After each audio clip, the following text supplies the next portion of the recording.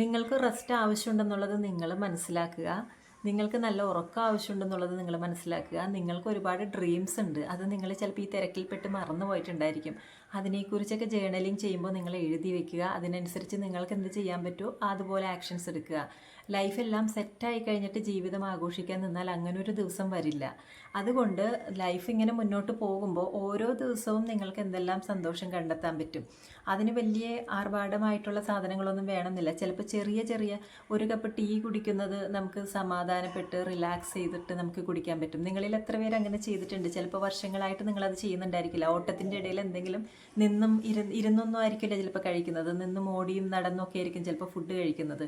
So നമ്മളുടെ ഒരു നേരത്തെ ഫുഡ് നല്ല വൃത്തിയുള്ള സ്ഥലത്തിരുന്ന് നല്ല ഭംഗിയുള്ള ഒരു പ്ലേറ്റിലിരുന്ന് നമുക്കത് ആസ്വദിച്ച് അതിൻ്റെ മൈൻഡ്ഫുൾ ഈറ്റിംഗ് എന്നൊക്കെ പറയില്ല, അതിൻ്റെ കളർ എന്താണ്, എന്ത് ഫ്ലേവറാണുള്ളത്, എങ്ങനെയാണ് അത് ഫീൽ ചെയ്യുന്നത്, അങ്ങനെയൊക്കെ ആസ്വദിച്ച് കഴിക്കുന്നത് പോലും വളരെ നല്ല മൈൻഡ്ഫുൾ ഈറ്റിംഗ് വളരെ നല്ലൊരു കാര്യമാണ്. നിങ്ങൾക്ക് പ്രാക്ടീസ് ചെയ്യാവുന്നതാണ്.